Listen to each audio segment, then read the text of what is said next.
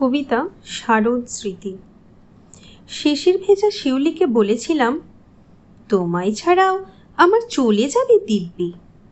মাথা উঁচু করে দাঁড়িয়ে থাকা কাশবনকে বলেছিলাম, অনেক দূরে চলে যাব একদিন। বারোয়ারিতলায় প্যান্ডেল বাঁধা দেখতে দেখতে হ্যালোজেনের আলোটাকে ইয়ার্কি মেরে বলেছিলাম, ঢাকের বাদ্যি শুনে কি খিদে মিটবে? ওরা কেউ উত্তর করেনি। আমিও দিঘিপাড়ের শুকনো কাদা পেরিয়ে অনেক দূরে চলে গেছি। অনেক দূরে চলে গেলে খিদে, ঘুম সব কিছু এমনিতেই কমে যায়। আজ বছরের এই সময়টাতে শেষ রাতে কি করব ভেবে না পেয়ে নিঃসারে লোহা লক্কর পেরিয়ে নেমে এলাম অন্ধকার গুমঘরে। সাহস করে লোহার দরজাটা টেনে খুলে দিতেই স্মৃতির ফাটল দিয়ে আতপোড়া রং মশালের গন্ধ ভেসে এলো।